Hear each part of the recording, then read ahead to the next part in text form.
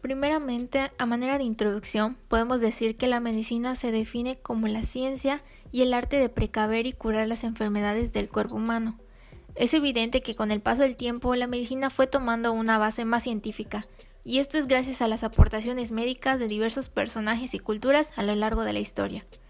La historia de la medicina exhibe los avances y retrocesos que ocurrieron hasta llegar a como la conocemos hoy en día. En este video hablaremos sobre la medicina griega y la medicina romana, haciendo énfasis en cuáles eran las prácticas médicas que las caracterizaban y en sus respectivas aportaciones a la medicina. La medicina en Grecia. La civilización griega se extiende desde los siglos 9 a 1 a.C., lo que corresponde aproximadamente a 1000 años. La cultura griega antigua ocupa la primera mitad de ese lapso, mientras que la cultura griega clásica se desarrolló en la segunda mitad, a partir del siglo V a.C. y hasta el siglo I a.C. El conocimiento sobre los astros, los principios de la arquitectura, el manejo de la geometría y de las matemáticas, las artes de la navegación y de la guerra, los secretos de la medicina y muchas otras cosas más, las tomaron los griegos en gran parte de sus contactos con otras culturas y procedieron a cambiarlas y a mejorarlas. La medicina de la antigua Grecia era muy parecida a la medicina primitiva, debido a que también era mágico-religiosa. En los poemas épicos de la Ilíada y la Odisea relataban que los dioses no solo estaban presentes, sino que también convivían con los humanos, e incluso competían y peleaban con ellos en el amor y en la guerra.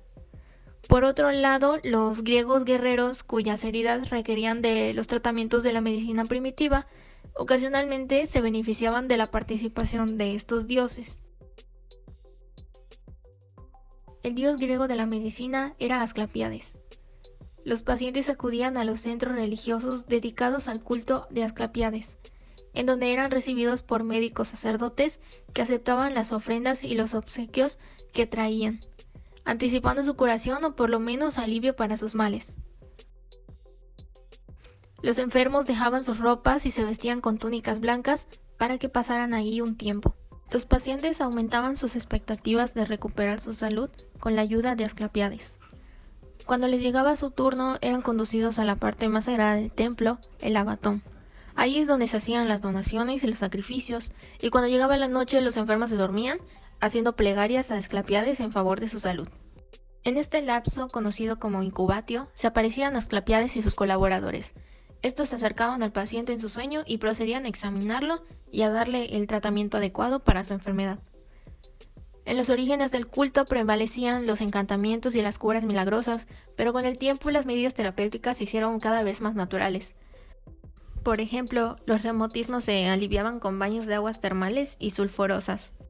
Y muchos casos de esterilidad femenina se resolvieron gracias a los consejos prácticos de higiene. El médico o iatros era un sacerdote del culto de Asclepíades y su actividad profesional se limitaba a vigilar que los santuarios recogieran las ofrendas y los donativos de los pacientes. El iatros era el equivalente del brujo o chamán de la medicina primitiva, del asu asirio y del tislit azteca, aunque sus funciones estaban mucho más limitadas que las de los demás.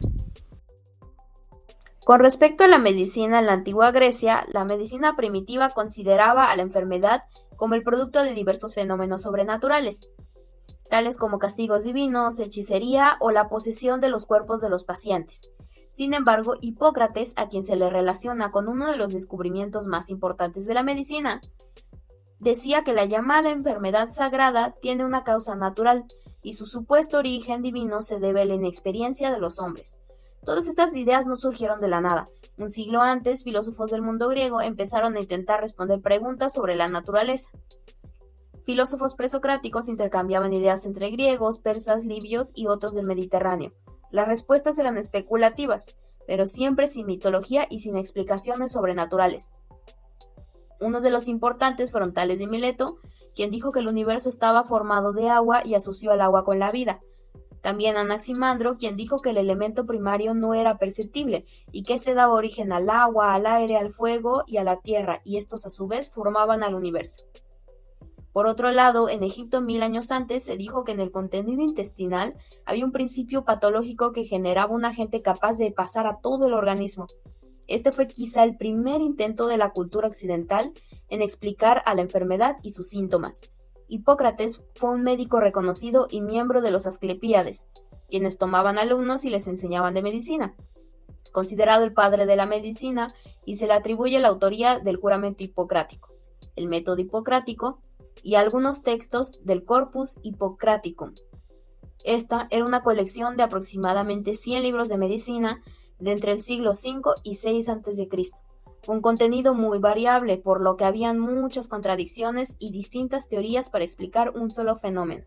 El Corpus Hippocraticum representa el ejercicio entre los griegos de un tipo de medicina, la medicina racional, desde el siglo V a.C. hasta el ocaso del helenismo. Tampoco habían escuelas de medicina, así que si querías ser médico tenías que buscar un miembro distinguido de la profesión que te aceptara como su aprendiz. Medicina en el Imperio Romano. En el año 332 a.C., Alejandro Magno buscaba dónde fundar una de sus 17 Alejandrías en Oriente, y fundó su ciudad en la costa de Egipto.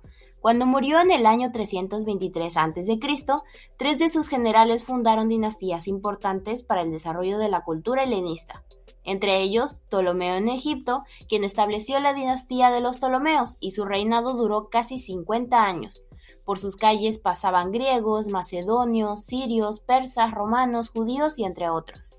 Además, se establecieron 3 instituciones que hicieron que la ciudad creciera y fuera más importante, además del comercio que la hizo rica.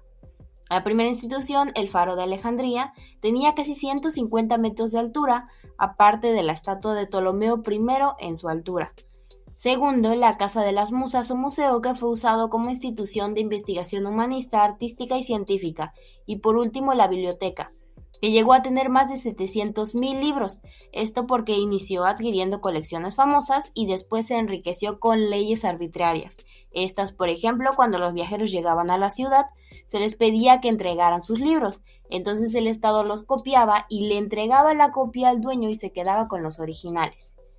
Todas estas cuestiones atrajeron a filósofos, artistas, científicos, entre otros, y entre ellos importantes, Herófilo de Calcedonia y Erasístrato de Chios.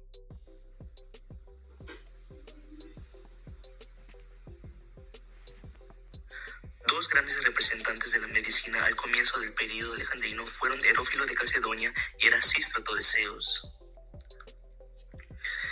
Herófilo de Calcedonia era un médico griego el cual se dedicó a la escritura de libros sobre anatomía, los ojos y partos gracias a sus diversas disecciones. De hecho, según Galeno, fue el primero en disecar públicamente tanto animales como seres humanos. Lamentablemente, la mayoría de su obra se perdió. Sin embargo, tuvo muchas aportaciones importantes, como lo son las siguientes. Él reconoció que el centro de la inteligencia era el cerebro y también identificó al cuarto ventrículo. De igual manera distinguió entre venas y arterias y nombró un seno venoso del cráneo como la prensa de Herófilo. Erasístrato de Ceos era un médico y anatomista griego que, aunque más joven, venía siendo contemporáneo de Herófilo. Él poseía una medicina racionalista, la cual no creía en misticismos, pero aceptaba que la naturaleza influía en el comportamiento del organismo de manera externa.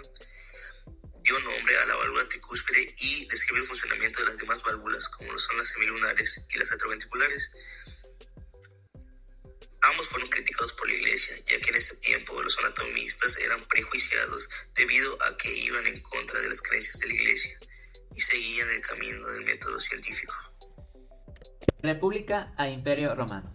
La vida cultural se había mudado a Roma que, gracias a sus cambios políticos, administrativos y legislativos, logró duplicar su territorio. Después de algunas guerras, se expandieron fuera del territorio italiano, llegando a conquistar espacios africanos. Su crecimiento acelerado como ciudad-estado dispuso una necesidad de reestructuración. Así surgió el Imperio Romano. Julio César fue un militar y político de la última etapa de la República Romana. Desde muy chico, mostró habilidades e interés para la política.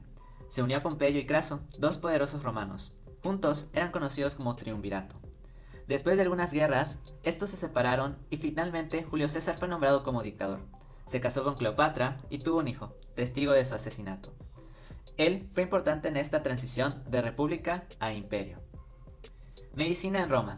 Inicialmente estuvo basado en la religión.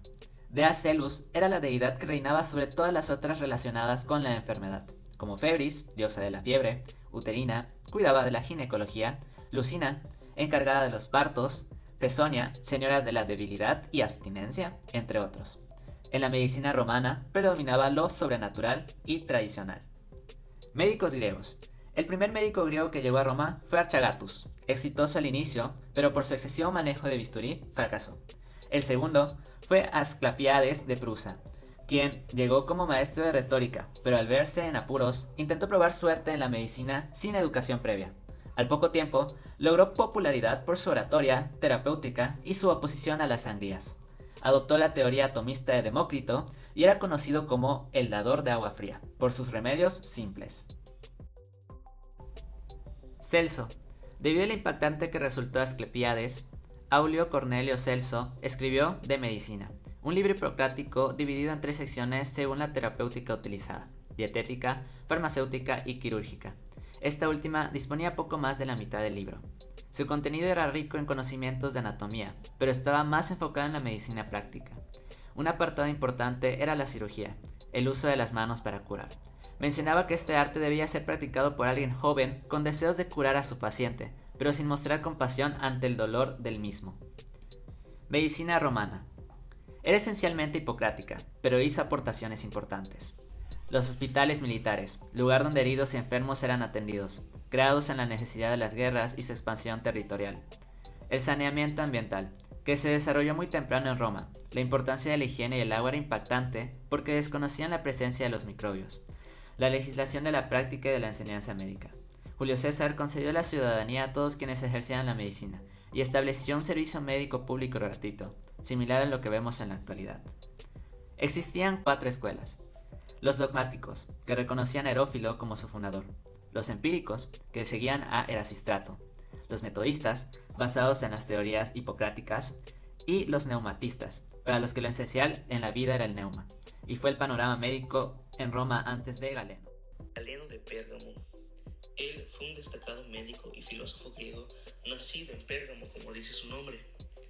Su padre, Helio Nicón, un arquitecto de Grecia, siempre se encargó de que tuviera la mejor educación para que algún día sea un gran filósofo. Sin embargo, un día soñó con el dios Asclepio y le ordenó que su hijo estudie medicina. Así, a sus 16 años fue aprendiz de Sátiro, un médico local del área, y tras la muerte de su padre, él recorrió varias zonas hasta llegar a Alejandría con el fin de aprender. Ahí se hizo un experto en anatomía sin la necesidad de hacer disecciones humanas. 2 años después volvió a Pérgamo y 3 años después él se fue a Roma, donde se instaló para siempre. Se hizo un gran médico y polemista.